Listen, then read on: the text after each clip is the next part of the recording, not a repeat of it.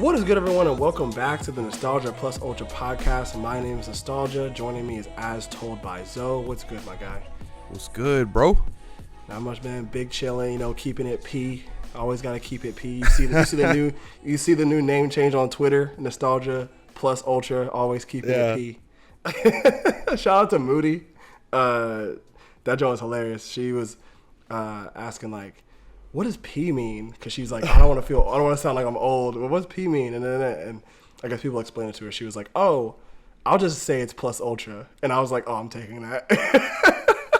I saw someone say it's basically just playa. Yeah, like it's playa or positive. Like if you like leave your homies out to dry on some shit, it's not P. You know what I'm saying? Like just or lesbian. Dude, okay. Oh my God.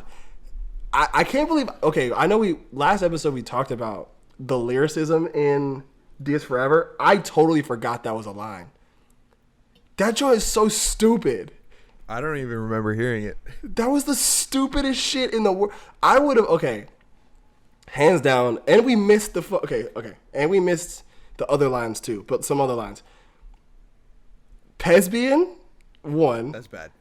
Then all the fucking lines about like coming, there's that. And then when Young Thug said he fucked a cup of water, bro. Bro, like why? I listened to his new track with Drake, and it was fine, but every 2 seconds was just a moan. And it got boring. It got old. He sampled a woman moaning, dude. I can't. That song sucks. This isn't a Mac Miller interlude. That's the first thing I thought of.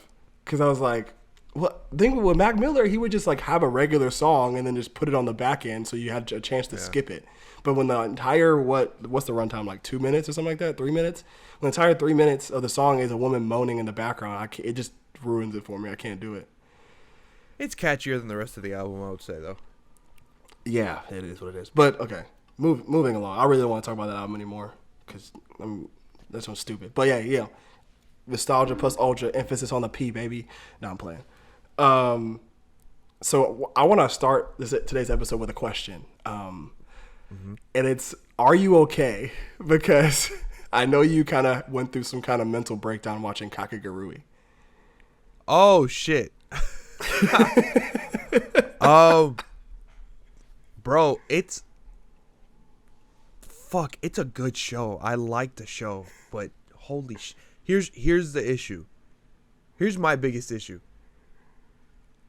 I watch it while I'm working because it's in English. So like, I watch anime that already have dubs because it's easier while I'm working, so I can listen.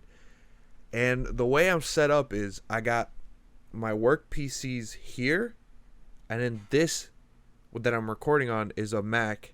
It's an old Mac, but I use it for like, it's my entertainment PC. YouTube and Netflix and all that stuff. But the problem is, while I'm working, that's my door leading to the rest of my wholesome family. Yeah, if you're listening just on audio, hope you can get the gist of what's going on. But basically, directly behind Zoe is a door that is my door. It is my door that all his his family has access to. So he can't see who's coming through the door. So like I'm working, and then I get to the scene, the finger guillotine scene. Okay. In Kakegurui. And fucking, I always forget her name, but fucking Yumiko and the eye patch girl are getting hot and heavy and horny because they're crazy. And then fucking Yumiko like grabs her own titty. So I'm like working, going like Oh my god. Oh my god, no. And then that's the second episode, but for the first episode, you know, I watched the OP, and the OP is so much less hornier than the first season. Yeah, it's very just abstract. But then the ED, I'm like, I'm gonna listen to both. I want to hear what they both sound like. Mistake, absolute mistake. The ED is wild. Like, oh my god. Like, she lays down on top of Mary, and then they're about to kiss, but then Yumiko's spirit comes out, and her spirit has giant tits, and they're like, and you're like, what the fuck is going on? Besides all that, it's sick, and it's just it's just surprising because it's like, oh, like when you watch the credits, like, oh, this is animated by Mappa. It's good animation. And then, oh, it's produced by Square Enix. It's like these really big name companies, and it's just the horniest shit. Is the manga like that? Or is the manga worse?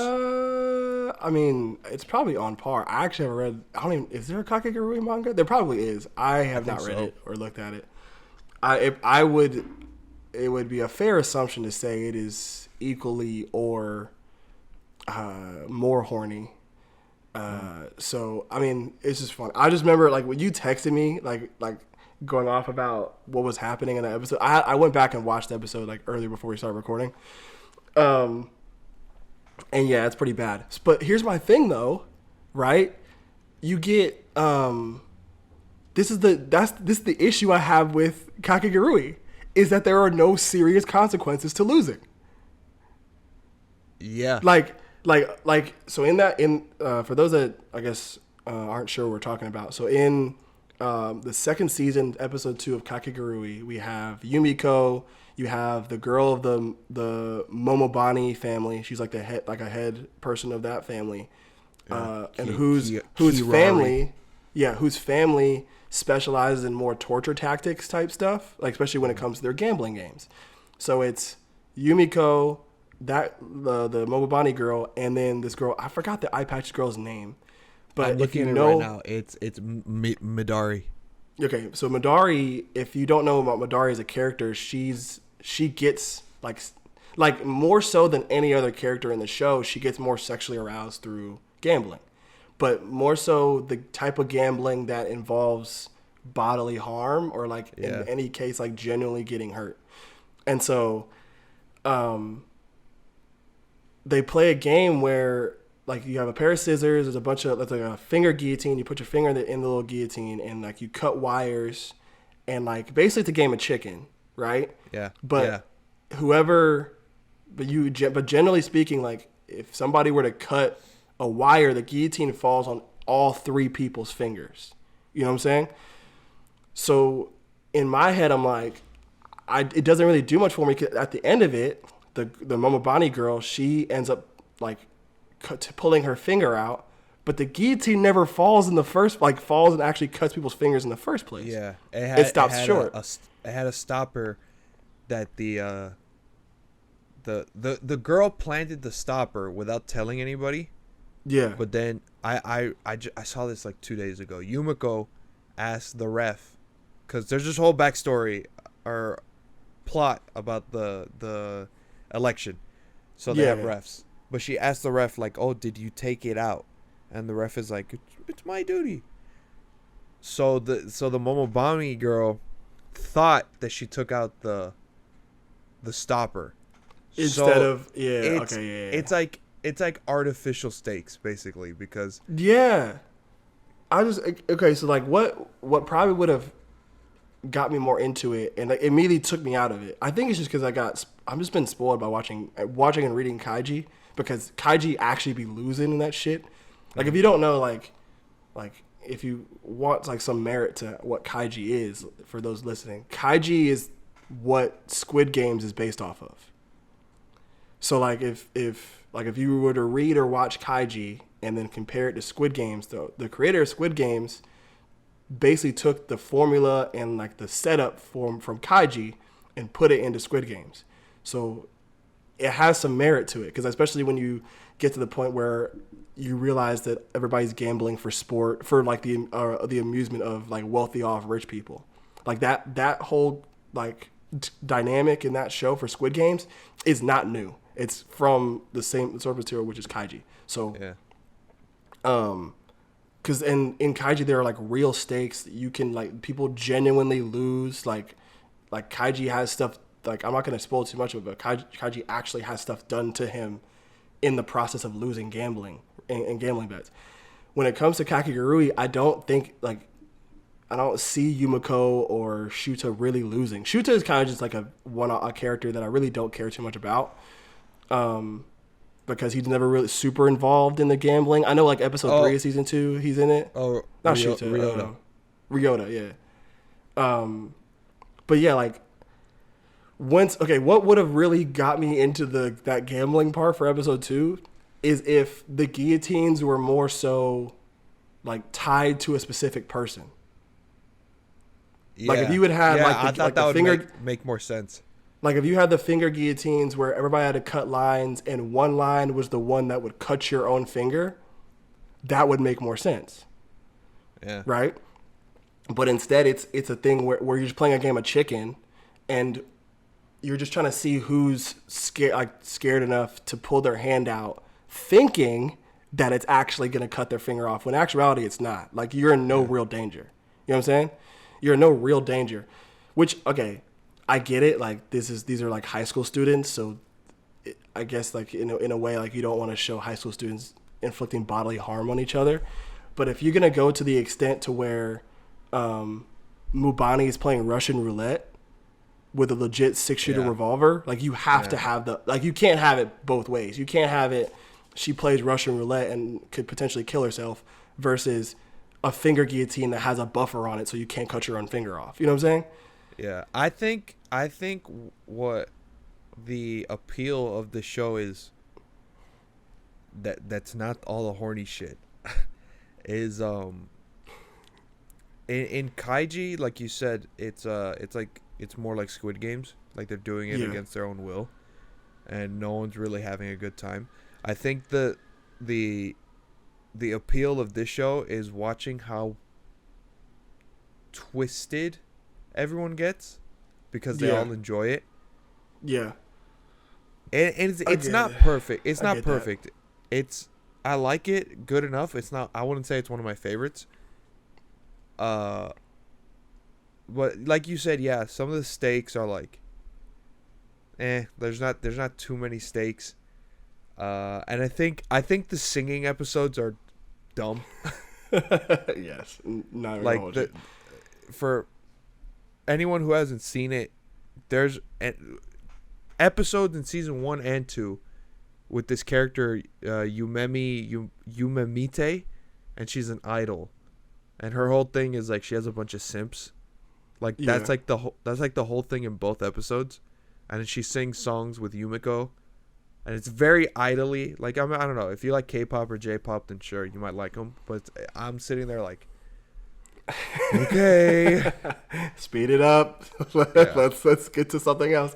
Yeah, I feel you. I don't know. I get the appeal of Kakegurui in a lot of ways. I understand the appeal. Yeah. It's not really one that's kind of for me. I think having legit stakes on things kind of gets me more a little immersed in the game they're trying to play, right? Because I generally think that some of the gambling games they play in Kakegurui are actually pretty cool. Like for episode 3, I think I'm rewatching the series because I wanted to get to where you were and then like I guess watch a few more. I got to episode 3 and it's the game where like 4 people sit around a table and they each have like numbered cards 3 to 0. And like you play a card, and if you play a card that's over the number of 10, you lose.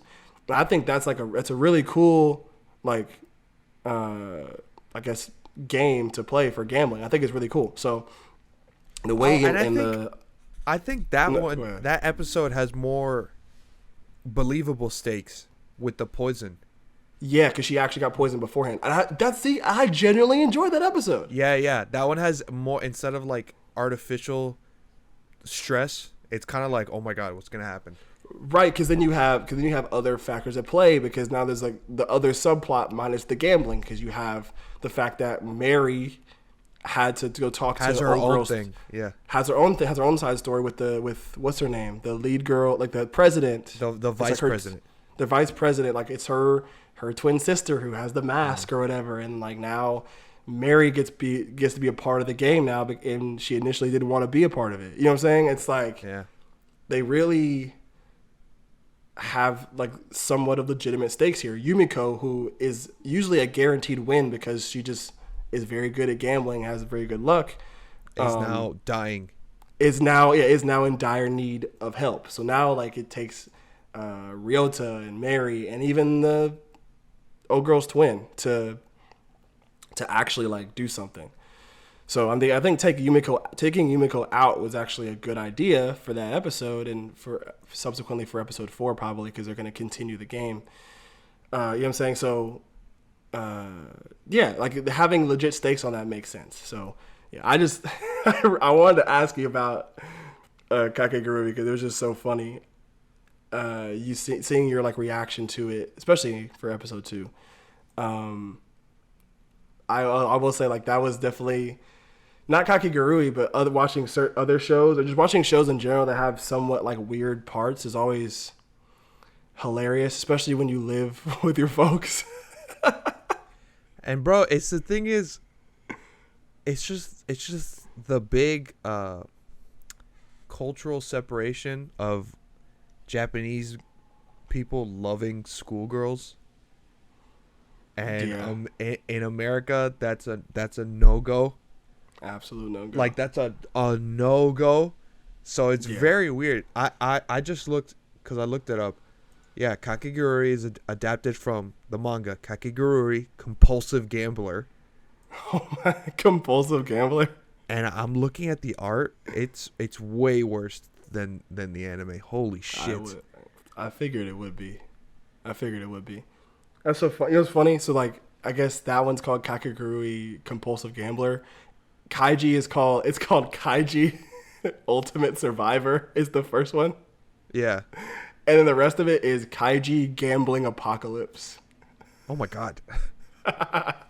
So you can see the stakes are a lot higher versus Compulsive Gambling and Gambling Apocalypse. Like, I just need y'all to understand that. You know what? Genuinely, because you've told me about Kaiji and I've heard a lot of good things. I hate the art style. I'm not gonna lie. It's kind of jarring. I'm not gonna lie to you. It reminds me of like 2007, like Flash, not Flash on like online, Flash like the shit they would put on Cartoon Network. Yeah. No, I'm not gonna. Yeah, I know. I feel you. Go ahead. And I grew up like when I started learning about animation, which I don't know why, because I'm not an animator and I can't draw for shit, but I just got interested. That I can tell when something is animated in Flash, and I always hate it.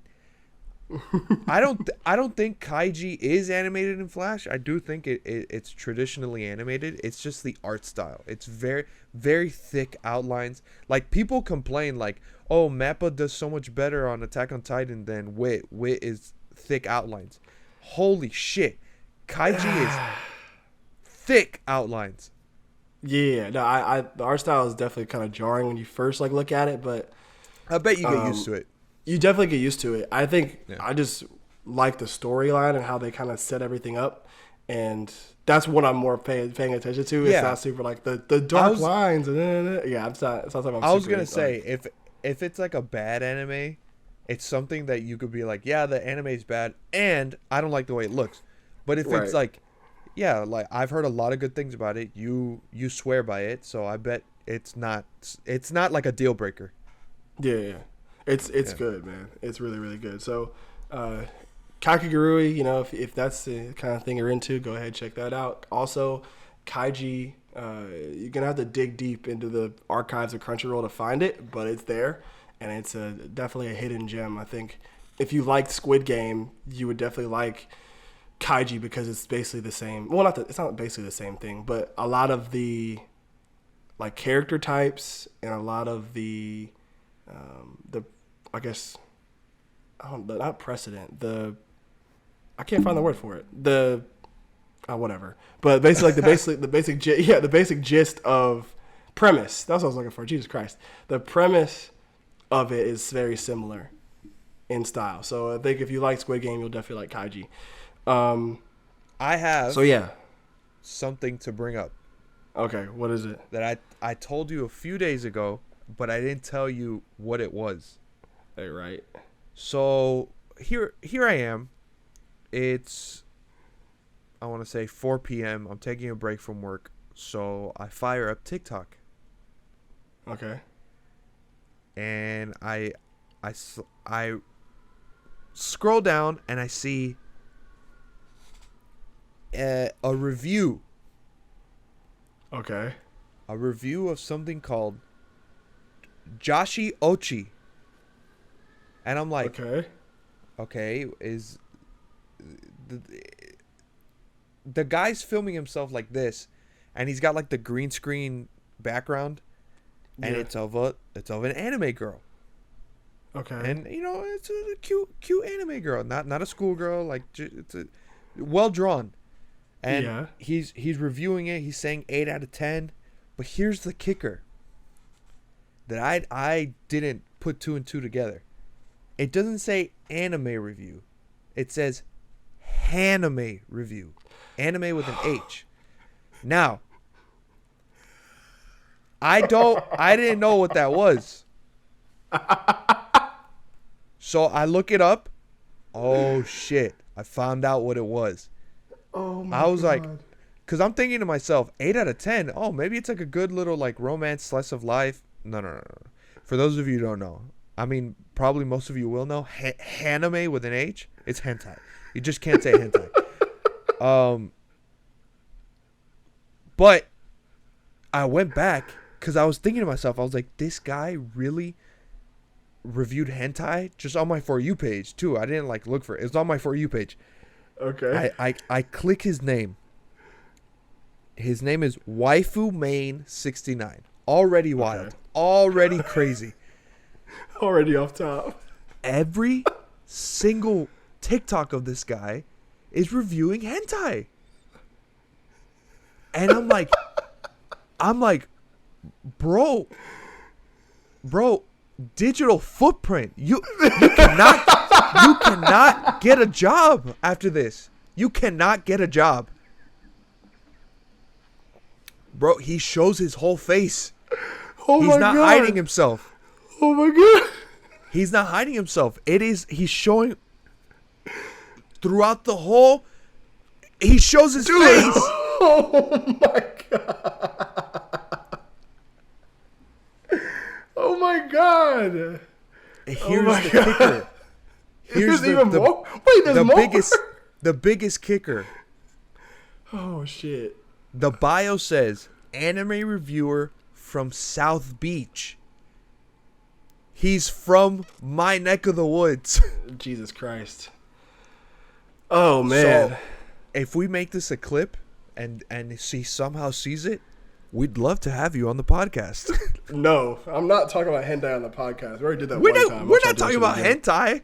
We could talk about if he watches hentai, he can watch anime.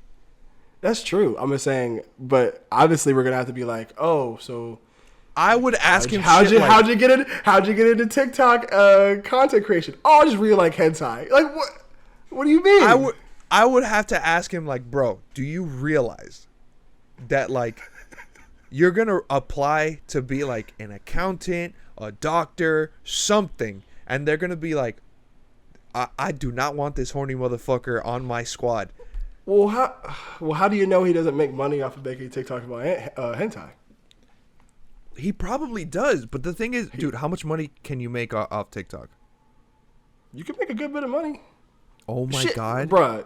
Did you know how much he has? What? He has one with 1.5 million views. Holy shit. Dude, if Charlie D'Amelio can make $1 trillion stealing the dance moves of a black girl, then you can definitely make a shit ton of money off TikTok. Sadly enough, dancing is not hentai. But there's a difference. Okay, but you also got to take into account the amount of people that consume hentai. Like secretly? Yes. Like 1.5 million people? 1.5 million people. Dude, fucking literally some of the more famous anime content creators watch hentai. Oh my It is God. what it is. Yeah, fucking Joey, Garnt and his Garnt and Sea Dog. And yes. And Garnt's Giga's girlfriend, Sydney. Sid Her Snap, entire she's wild. Have you looked at her YouTube account? Have you looked at her YouTube channel lately? Yeah, her Twitter's the queen of degeneracy or some shit like that. Okay, barring that, okay, that's fine. Like you can name yourself the queen of degeneracy. That's not a huge deal. It is what it is. Have you taken a good look at her YouTube channel? Not like the recent stuff. I've seen like she interviewed a porn star once, and I saw that like. Well, Joey did that. Yeah. Dude. Trash Chase had old girl. I forgot her name. Yeah, yes, but they had a porn star in there. Yeah. Dude, she has a video. I don't know if it got taken down or not, but she had a video at one point in time where she reviewed or looked at Japanese sex toys.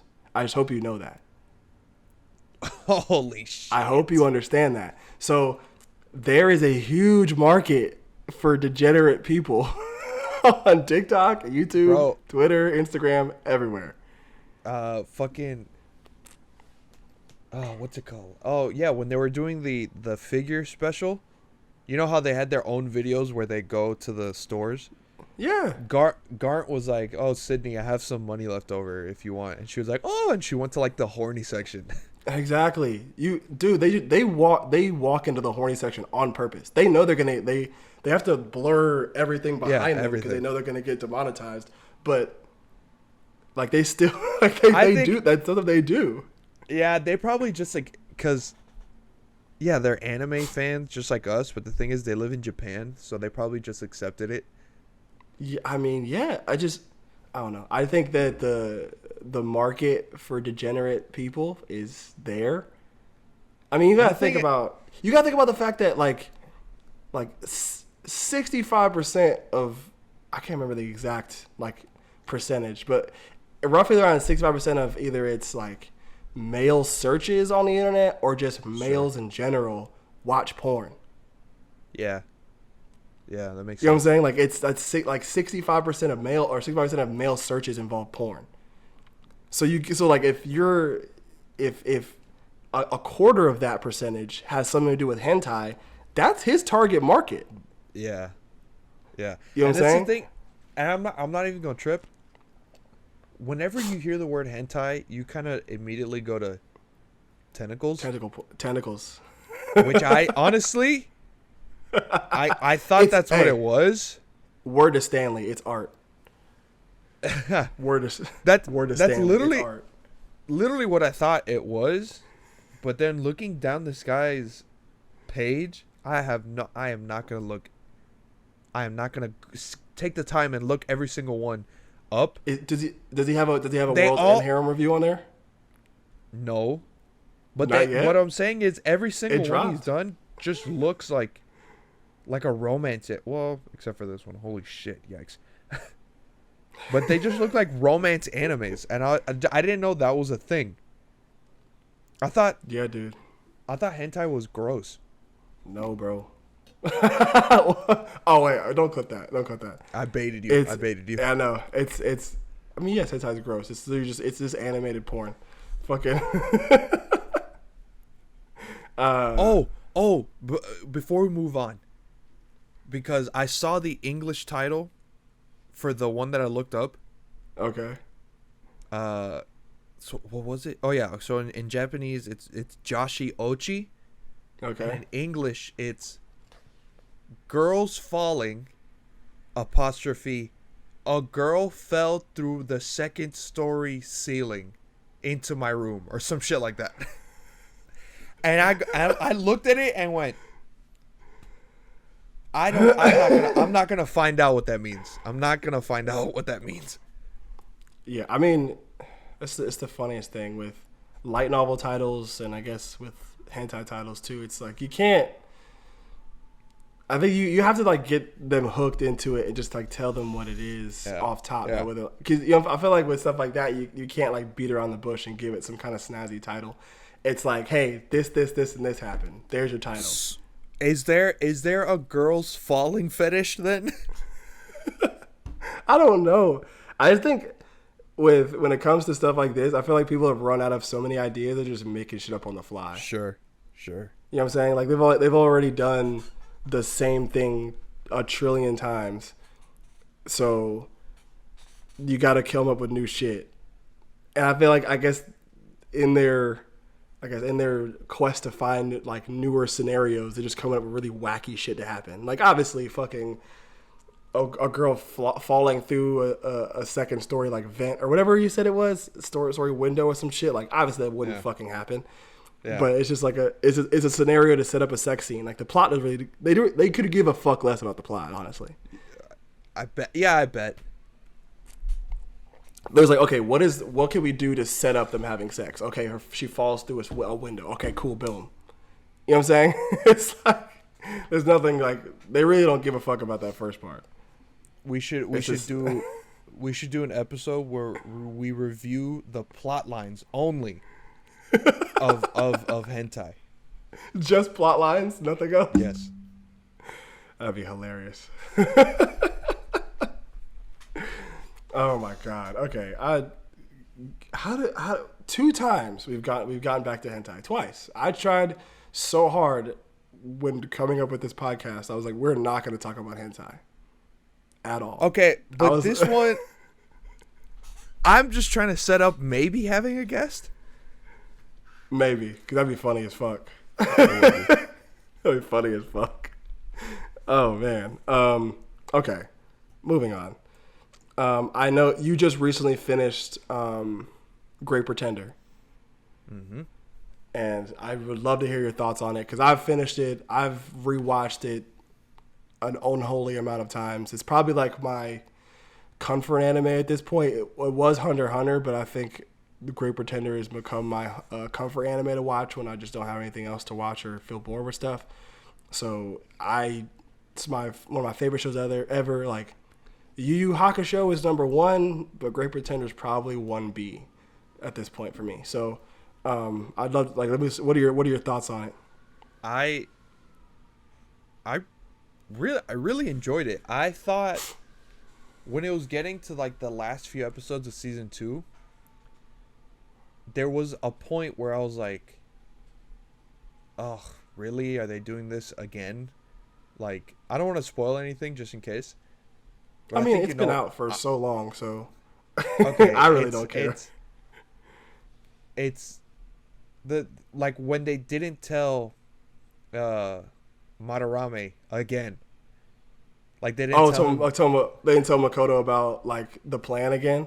Yeah, and I was like, really again? But like they saved it. Okay, go ahead. They really did bring it back around at the end, which okay, I won't spoil that.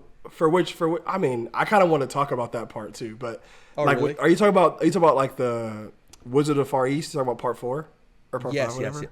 Yeah. Okay, yeah. Yes. So you got to think about like how they set up everything, especially when it came to how Makoto was in the first part, right? Obviously, you're not going to tell him everything in the beginning and when you're doing the job with him the first time, because you know how you operate, you know how things go. But when it comes to Makoto, like he just flips script and does shit.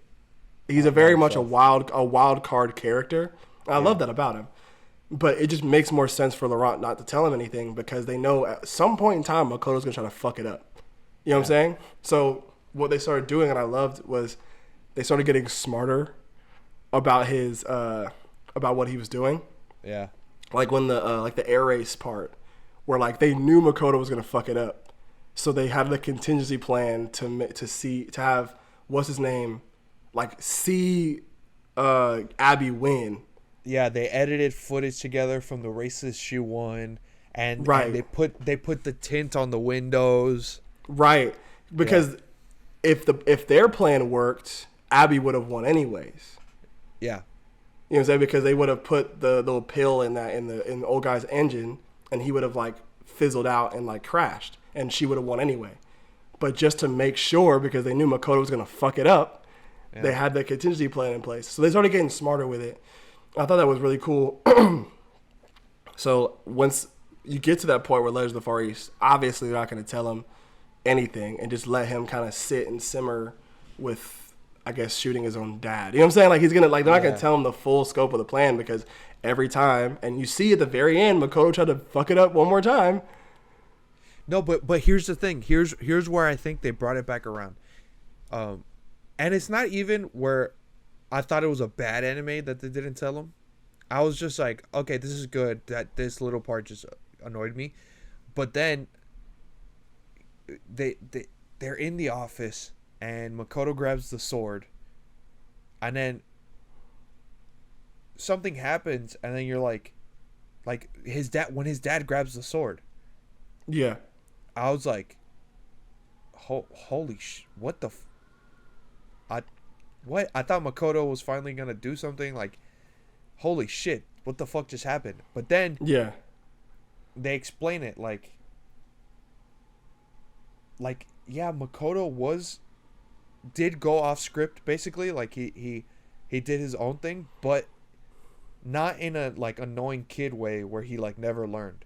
It's like, he did learn. Like, he has the blood pack under his suit. Like, like and they noticed, and Laurent told his dad by like touching him and shit. Like, it was really, really cool. Like, Makoto ended up learning the stuff that Laurent and Cynthia, Abby, even the old lady and the old guy, what they taught him throughout the years. Yeah, I think it was just more so like Makoto was like, I'm gonna give them, I guess, a taste of their own medicine or whatever, and like scare Laurent and all them into saying, hey, like I've learned so much from you guys, I can do the same shit. And I thought it was really cool. I remember when I watched it the first time though, I was like, damn, Makoto finna go out greasy. Personally speaking though, what would have made it a great ending to me would have been Makoto goes through with the con, takes everybody's money, and then at the very end, then like gives the money and goes, "Hey guys, I fooled everybody." It would have been I'd have been dope if Makoto just pulls off the huge con. Either A, takes the money for himself and just like lets Laurent and all them go and just do whatever and just live his own life, or like goes through with the con and doesn't alert anybody else in the group, and then on the back end like comes to save everybody. You know what I'm saying? I thought that would have been really cool. But I guess having his dad, having Oz and Laurent like in on the plan towards the very end was cool. And I think like him bringing back the other villains was pretty cool too. I was just about to say, when they close the door and then they show what's happening, and they show I forgot his last name, Eddie, the mob boss from America. He's like, oh my goodness, I've been shot. Yeah, Kasano was he was a good, using him as the first like person you encounter to scam, because he's of this aggressive like mob boss type character that like generally like contradicts like, or not contradicts, but generally like poses like a very like intimidating threat to Makoto, who just kind of got thrown into this con artist life. Like, it was great. Opening up with him could not have been more perfect. I feel like if they opened up with like the art dealer or like the other air race guy, I forgot his name. If they would open up with the other two, I don't think it would have hit as hard in the beginning. No, opening up with Kasano was good, not only because of him, but his right hand man. And it showed like it's a great example of showing how Makoto wants to be like a better person and wants to help people. Yeah. Like he was when he was talking to Cynthia before he knew who Cynthia was. Right. Like she was posing as the CIA lady, and he was like, "Oh, if I go through with this, I forgot his name. Fuck. He was like, let this guy go. I forgot his name too. Dang. He was like, let this guy go. And she was like, I can't do that. He's part of it. And he was like, then I won't go through with your plan and shit like that. Yeah. That's perfect way to show how much of a wild card Makoto is. Yeah, I think it was great. I think also Abby is one of my favorite characters. Cynthia is my personal favorite character. I love Abby is a close yes, facts. I'm a huge fan of Abby because because I've been rewatching Black Lagoon, and I know you showed me a clip. I showed you a clip of it because it's a really funny show. It's really intense too. Revy and Abby kind of share similarities in terms of their outward appearance and how they. I was about to say they kind of look similar. Yeah, on their outward, I guess appearance and demeanor, like they do not give a fuck about anything. Will say whatever's on their mind and just. But also beneath that, those layers and layers and layers of like being absolutely batshit insane, there's like that deep level of like pain and emotional trauma that they carry with them that they don't want to talk about. And with Revy, with Revy and Black Lagoon, because of the main character Rock, you start to kind of get through there. Like I can't remember if like they really go deep into that or not. I feel like they do, but I gotta rewatch it again and finish it. But with Abby, especially with the air racing part, like you really see like the kind of trauma she's endured with, because she's from a Middle Eastern country where she was in the middle of a dance recital that got bombed. Her family died, and now she has to pick up an AK and be a child soldier. Like that's some heavy shit that you gotta take with you. So that's why she's all like doom and gloom. But I don't know, like you said with Black Lagoon, you kind of get through Revy with Rock. You kind of get through Abby with Makoto. Yeah. Because at the end, I think maybe they were trying to set up kind of like a little romance between them. Because when they first start off the Paris con, they're like walking together and they're eating. Yeah. But then when the show ends and she's like free climbing a mountain. Yeah. With no gear, safety gear. Mind you, she's fucking insane. But she sends him a selfie like this. Yeah, exactly. I thought it was cute. That's a little cute. I mean, it's cute, but I think them not exploring any kind of like romantic thing between the two of them, it made it better. Made it way better because then it becomes Makoto is the antithesis of Abby, and so like they mix like oil and water, but Makoto brings a softer side out of Abby, but not in a way to where they make it romantic. And I thought that was pretty key in just the development of either character. If they had made it into a thing where both of them are like romantically into each other, or like she's like the tsundere that has to break, like gets the shell broken and like ends up being with Makoto. Like I don't think Abby is remotely attracted to Makoto at all. Especially considering what she said to him in that first episode. I forgot what she says. Well, she was like, oh, go. What did she say? She calls him a virgin a lot. Yeah, she goes, go jack off in a corner, you worthless virgin. She destroyed that man. I think you can tell during the when she gets captured as the princess in Wizard of the Far East. Mm-hmm. You can tell by the way they talk. They're boys. They're like close friends. Yeah. Exactly. So I like how they didn't make anything that fucking romantic. In Paris, he was like, did you cut your hair? She's like, it got longer, you idiot. Like she does not like him at all. Yeah. Okay, the one thing about Great Pretender that I did not like, and this is not like necessarily a bad thing. Like the show is phenomenal. I think the show has a lot going for it. My thing with it is the language in there. And what I mean by that is in the very beginning, the first episode, you have a Japanese voice actor speaking English, right? You have Laurent, a French voice actor speaking English, and you can tell the accents are there. At the midway point of the first episode, it goes, okay, now we're going to switch to either all Japanese or all English. All English. And I hate that. Really? And here's why. Because it made it from what made way more of a genuine experience listening to like a legitimate Japanese person speak English. Because you got to think Makoto is Japanese, and throughout the entire show, whether it was the art dealer or whether it was Laurent in the beginning, he said, "Oh, your English is very good. I can't tell, like, your accent's weird, but you have really good English."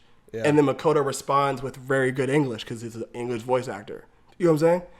Like, if they would have had situations where, because then you have with the art dealer part, Makoto's living with that family, and they speak French, like the whole time. They don't speak English really.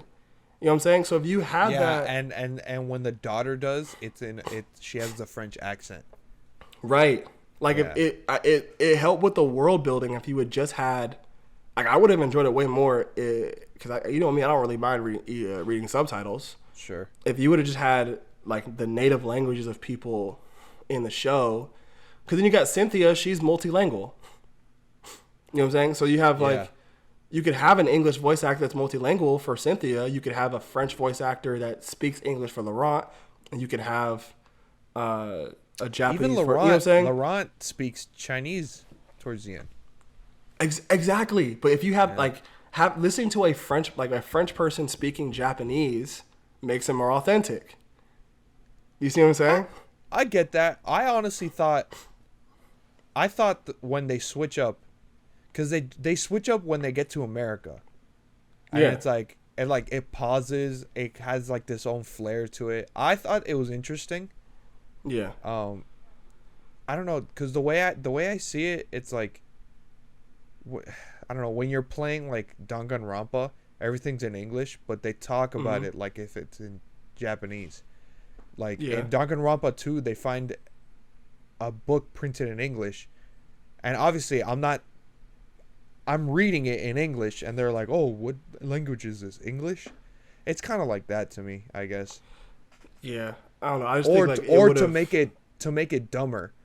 It's like the animals in Madagascar. Yeah, no, when fucking Alex calls the police, and the police, he's like, "We got an escaped zebra," and then the police, you just hear, he's like, "What the?" And he goes, "Yeah, exactly, okay. We can't call the people."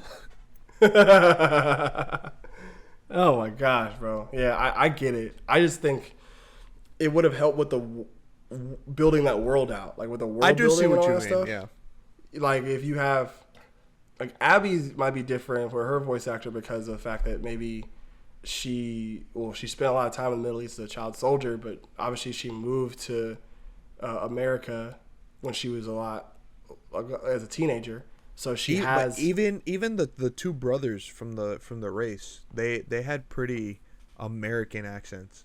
Right, and you would not like they would have more Persian accents, maybe. Like somewhere from Dubai, you know. Yeah, somewhere in that kind of realm. I just think that would have made it more authentic because they're going to different countries to talk to different people.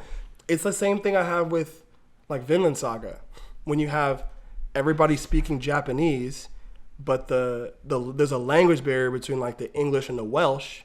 So there's somebody speaking in Danish. So you got somebody speaking to Thorfinn. I can't remember Thorfinn's or where Thorfinn is. It's like you have soldiers talking to each other. You have Thorkel who can speak Welsh and Danish and English, and he's trying to talk to these people. Like he'll talk to Thorfinn in his native language, and the soldiers have no idea what he's saying, but all of them are talking in Japanese.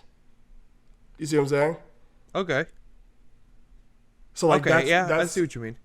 You see what I mean? So like, I can see how it gets confusing. Right. So obviously, one thing I will say, what Great Pretender did well is they actually have certain characters speak in certain languages, like speaking in French, speaking in Chinese, all that stuff. Yeah. Speaking in Japanese when they have that little like Chinese versus Japanese language barrier thing. That makes a whole lot of that part was really cool too. By the way, where like the translators are like telling them different things, but they know what they're saying to each other. I thought that was pretty cool.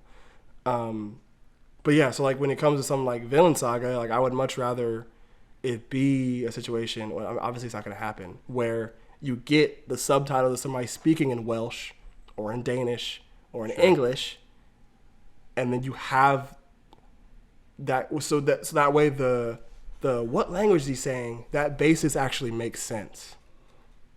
You know what I'm saying?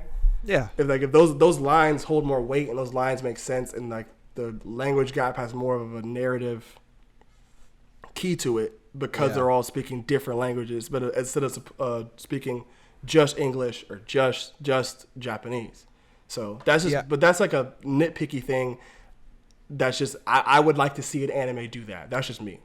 I feel like in other anime, I haven't seen Vinland Saga, so I can't speak on that one. I feel like in other anime, it's not that big of a deal because, yeah, in Great Pretender, like you said, they're going to different countries. They're going to Saudi Arabia, America, France, China.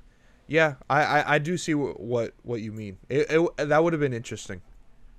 Yeah, it would have been really cool. But yeah, so if you have not, I know we talked about a lot of different plot points in this. Before I do that, I told you about how everything came around full circle when it came to Makoto, right? Yeah.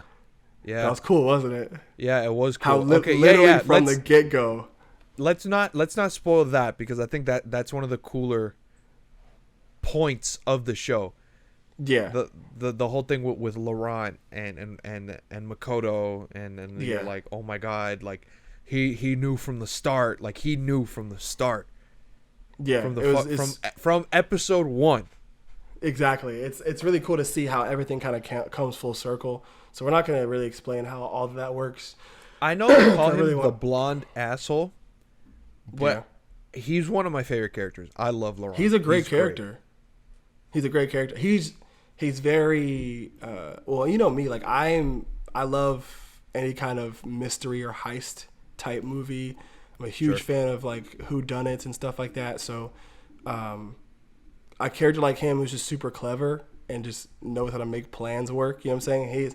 His kind of character are ones that I really enjoy watching. So I know people don't like him calling the blonde asshole, but he was a great fucking character. Yeah, I like him. Great fun character. So Great Pretender, if you have not watched it, please do. It is a 10 out of 10 Stamp of approval. Stamp of approval. It's got the nostalgia plus ultra P of approval. Oh my god.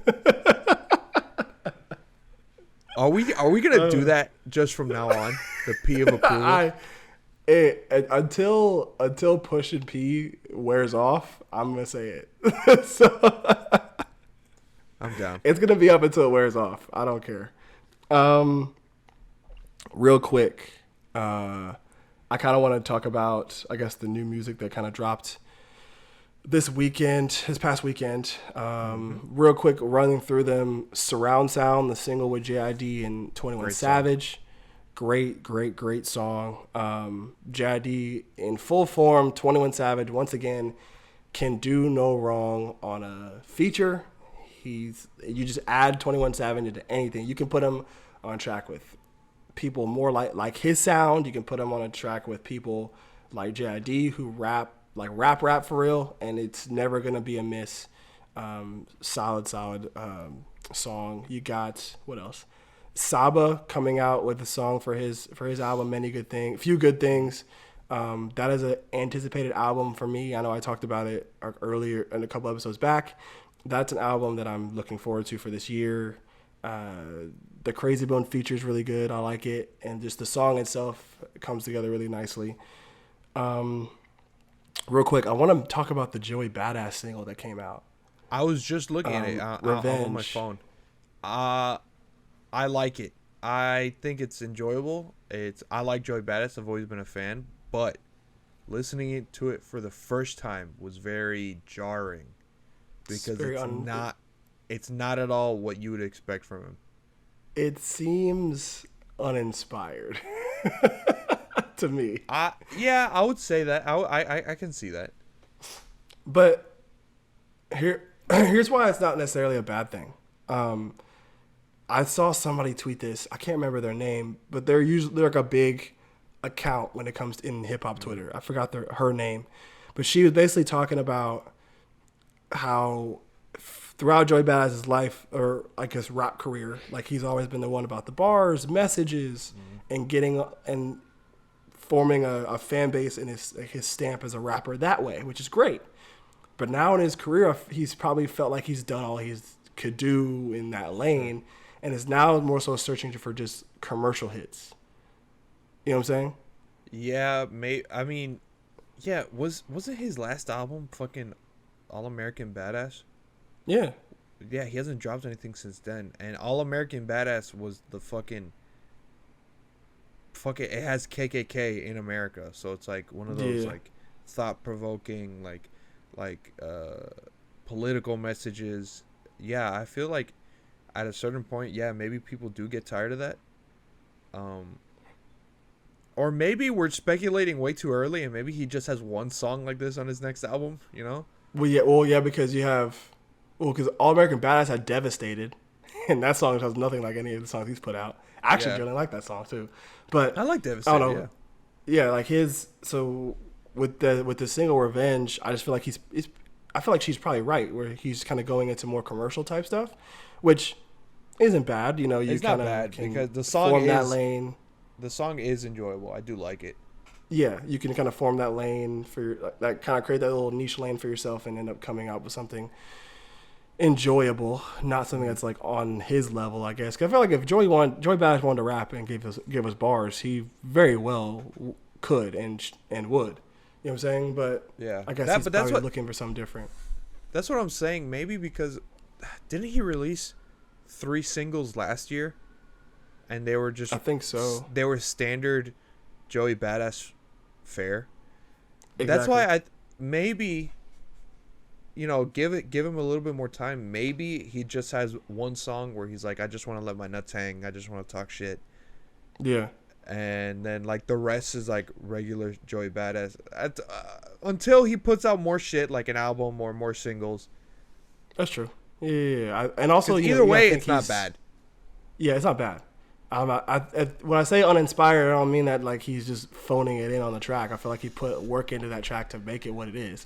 Yeah. I'm just saying it's like not the Joey Badass we're used to seeing.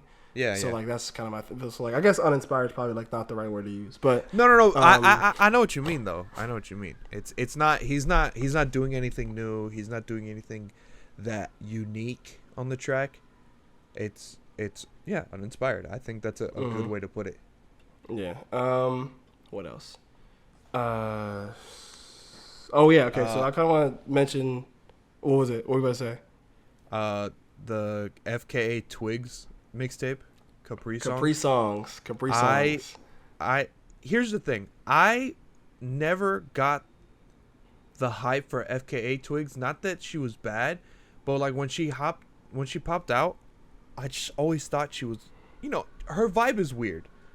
Mm-hmm. And I think she knows that. Her vibe is not odd, but like different. It's unique. I thought about this the other day, and I was like, I gotta tell Taylor this on the podcast. She was the first ever black girl that I saw glue her edges. Or do that, you know? Yeah. So okay. As a dude who's never grown up around that, I was like, that her hair looks weird. What the fuck? This is odd. Kind of a culture shock for you, huh? Oh, 100%. So, but when I saw that The Weeknd was on this album, I was like, okay, let me. I like the song with The Weeknd, but then I listened to the whole thing, and dude, I get the hype. She's really, really good. Like, she has a song with The Weeknd, and it's like a little bit more electronic with like some trap drums on it. But then she has the one right after it called "Oh My Love," and it's like a standard like R&B love song. and then right after it, Pamplemousse, and it's like drum and bass, and it's like really upbeat, and then she has Poppy Bones, which is like reggae, and then she has Which Way, which is like a French house song, and then Jealousy is really good, and then she has Darjeeling is she got Georgia Smith on a UK drill beat. Yeah, and it's fucking hard. That song is sick. I was when I heard it like start, I was like, I don't know about this one. When it came to excuse me, when like I saw Georgia Smith was on it, I heard obviously the UK scene is something that Georgia Smith is deeply ingrained into, and it makes sense that she would be on a song in some cases when it comes to a UK sound in some regard. But to have a UK type drill-y production, I was like, I don't think this is gonna work. But I mean, dude, surprisingly, it's hard. Surprisingly, it's pretty good. And I forgot to mention she has "Careless" with Daniel Caesar, which is just like normal Daniel Caesar, like a normal slow Daniel Caesar song. Like she has so much. Like I get the hype now. She has so much fucking variety. She could do like almost. The only thing that gets me about this, it's a mixtape because I read up on it. It's her debut mixtape. Right. The only thing that I don't. It's not that I don't enjoy it. It's just I'm not the right demographic for it. A lot of the interludes on this mixtape are like. It's not girl boss shit. It's not annoying. It's like it's her talking her shit. Mm-hmm. But she's a chick. So sometimes like I'm like I'm like listening to a song and I'm like, hell yeah, this is a vibe. And then like at the end it's like, oh girl, you're beautiful, don't know your worth type shit. And like if you're a chick, fuck yeah, like you're gonna resonate. Yeah. I'm not a chick though. So it's like okay, cool, I get it. Like I'm not saying she can't talk her shit. I'm just saying it doesn't resonate with me. Because you're not a woman. It makes sense. Like that. Like, I think I'm almost positive one of the interludes is called Christy Interlude, and I think it's Christina Aguilera. And she's saying, she's saying like, you were born on a full moon, so you have a very optimistic outlook on life. You're a Capri Sun rising, this blah blah blah, whatever. And I'm not into astrology. Did you say Capri Sun rising? Did you say Capricorn? Capricorn. Here's the thing. Dude, I thought the mixtape name. I thought the mixtape name was because like she's maybe in our age, like demographic. So she grew up drinking Capri Suns. It's called Capri Songs. So I'm like, okay, that's a cool like callback. No, it's like Capricorn songs. That is so funny. Yeah, I didn't. That is hilarious. That shit is hilarious. That was so funny. Oh my god. Okay. Yeah. And there's one more. Oh, there's one. It's Twigs talking to like one of her friends, and she's like, I'm not the rock star's girlfriend. I am the rock star girlfriend." When you first hear it, you're like, "Oh shit, okay, that's cool." But now every time that part of the song comes on, I'm like, "Okay, I get it. I get it. Yeah. Is that Milo in the background, dude? No way. You can hear him? Yeah, absolutely. He just stopped. Wow. I was hoping that you couldn't hear him, but yeah, I was like, it's not a big deal. I mean, I think there's one episode, I don't know if it was the previous one, but like there's maybe like 30 seconds where I think Mia is yelling at Milo. Bro, I fucking went outside after when we were done, and I was like, listen, On Sundays, there he goes again. I was I like, know. on Sundays, I need you to like, not, like, don't yell, please. It's not a. I mean, it's not a big deal. I think it is what it is. This is one of those things where we can't really control our recording environments at the moment. So Yeah. sometimes it makes for some funny clips. But damn, Milo, he's niggas going. Yeah, I think my dad got breakfast. That's why. Oh, okay, no big deal. It's funny. I'm leaving this in, by the way. Go ahead. Okay, so real quick to kind of, I guess, to finish our reviews and get into music recs, I want to talk about A Bird's Eye View from Cordae. Mm-hmm. I'll say, one, I don't think it's a great album, but I don't think it's bad either. I didn't finish it. I'll say Cordae's Diet J. Cole, and I know if I were to say that, some people are like, oh, that's cool. It sounds good. He kind of has a style. But when I say like, okay, instead of saying Diet J. Cole, I'll say 0 Calorie J. Cole. Oh, bruh. Okay, because Oh my god.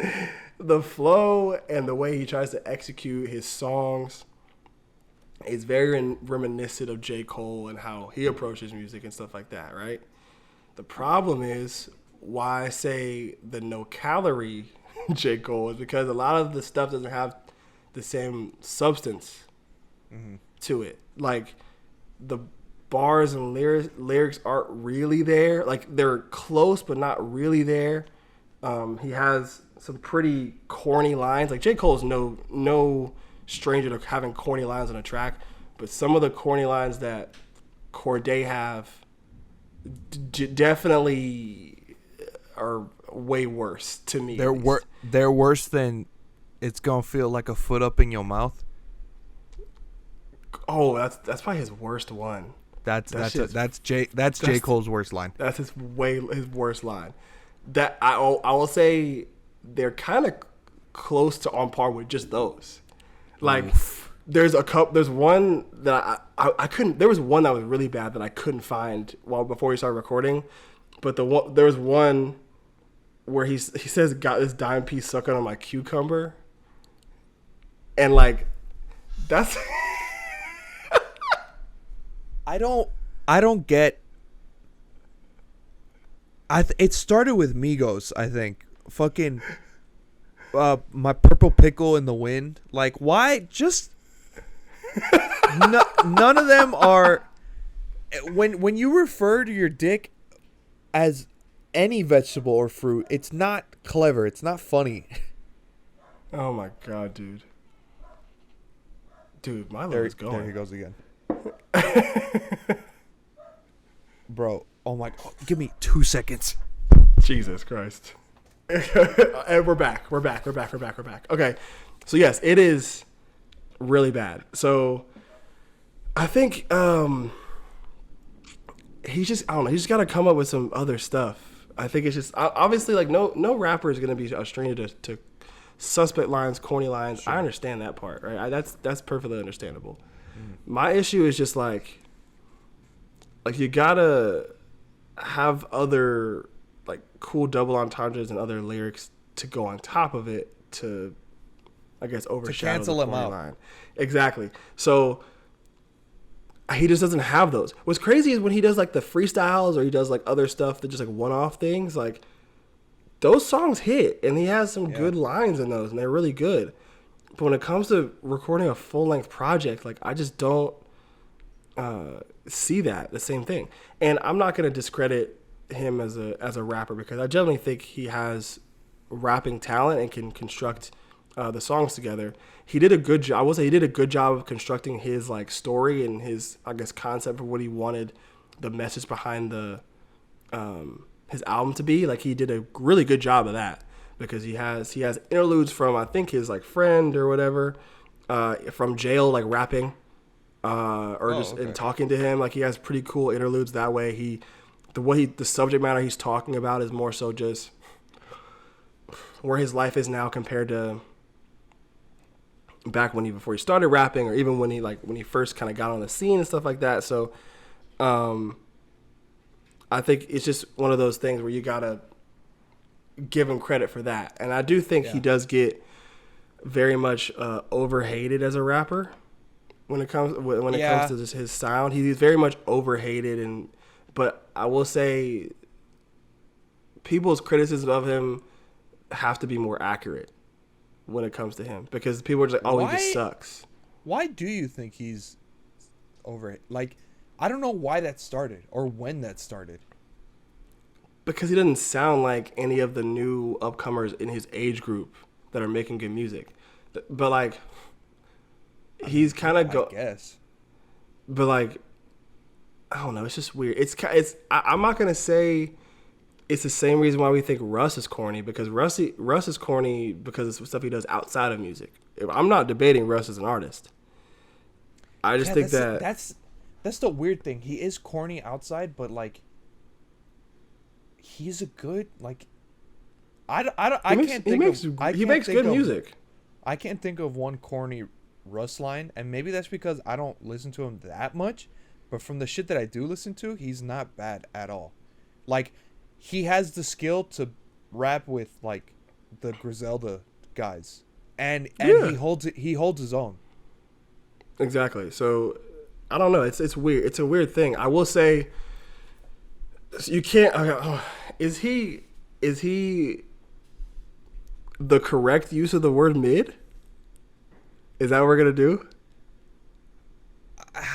Yeah, I mean, that's sad to hear, because his first album is not bad at all. I think his first album's way better than this one. Yeah.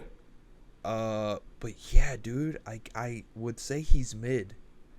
In the correct way, though. This is not saying that Cordae is bad.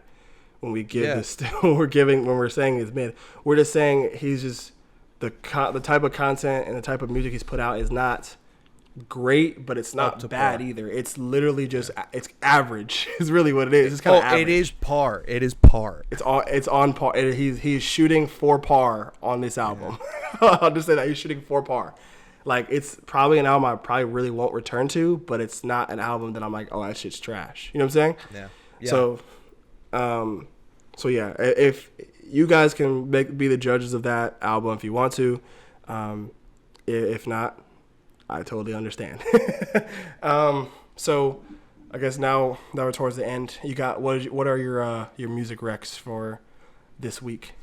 So definitely that Twigs album, Capri Songs. It's very, very good, and I have this opinion that if you are a male and you don't listen to any female artist, you are not to be trusted. Facts. So definitely Capri Songs by FKA Twigs. And as a switch up, because we usually do just talk about like hip hop, R&B, or stuff around that.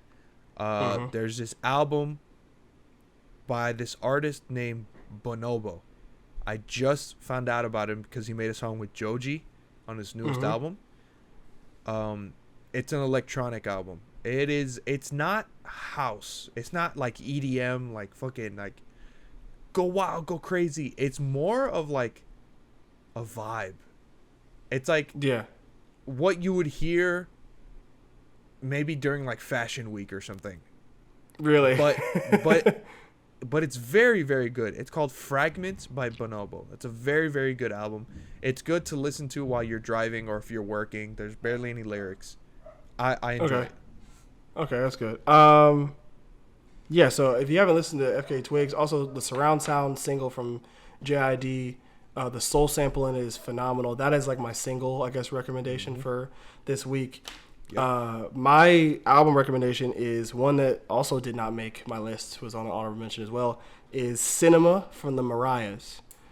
This is another, I don't know, the past 2 weeks I've been doing a lot more female artists. So the Mariahs, I have not heard anything other than besides this album. I probably will go back in the discography to see. But if you want to talk about main character syndrome, like it, not in a bad way. Like this is like, if you listen to this album, you'll feel like the main character in a movie. The way they set up the sound and the way they set up like the lyrics and stuff like that, and you what I would equate to. Okay, even though I've never seen the show, this album is what I feel like the soundtrack to Euphoria would be like. Oh my god. I've never seen the show, but I feel like if I was in Euphoria, this would be like my soundtrack, right? For like a character soundtrack. It's just such a good the vibe of like what I see from certain clips and the trailers and stuff like that, and certain things in certain episodes I may have seen out of context or whatever. Like this album, I would not be surprised if any other season of Euphoria after this one had any of the songs from the Mariahs in it. Sure. So like my favorite song is probably "Calling You Back." Oh my god, really it just started pouring. Really? It's it's going crazy over here too. I think we got a severe weather warning. Holy shit. Yeah, "Calling You Back" is my favorite track on here. "Little by Little." I don't know how to say this word because it's Spanish. They have I think the lead singer is Hispanic, and so a lot of the songs she sings are some of the lyrics are in Spanish, and so like it kind of flips the script a little bit, and some of the songs are really, really good. Oh, hold up. Wait. I think they're called the Marias. Oh, is it Marias? Oh yeah, sorry. Wait, which one are you talking about? Is track 5. Hable con ella. Hable con ella. Okay. Yeah, that's one of my favorite songs on there too. It's really good. Oh shit, I'll listen to this. It's really good. So yeah, if you want to feel like the main character for a little bit, put this album on. It is really funny the cultural difference between us, because as a black man, of course you're gonna say the Mariahs, and as a Hispanic, of course I'm gonna read the Marias. Right, and then you have the issue with the glue on edges. Yeah, that shit's funny. That shit is hilarious. Oh my gosh, I still need to clip you saying the word "child." That shit was so funny. I still need to clip that. Oh shit. Oh man, that shit was hilarious. Okay, well, that's really it. I know we didn't talk about some stuff, but we can probably get to it in the next episode next week. Next episode, for sure.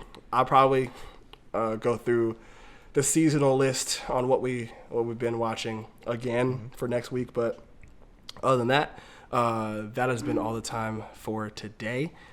We appreciate you guys listening. If you enjoy what you're hearing, please share the podcast around with your friends. If you like anime or music, want to listen to new music, stuff like that, video games, all that kind of stuff, that's what we do. So make sure to follow us on socials at Nostalgia Plus Ultra on Instagram, at Nost Plus Ultra, at NOST Plus Ultra on Twitter, and at Andre Alonso 17 on Twitter as well. We'd love to hear from you guys, interact with you guys. Tell us what you thought of the podcast. Tell us what you're listening to. Tell us what you got going on in the anime world. Thank you. Appreciate it. We have been Nostalgia Plus Ultra. Peace out.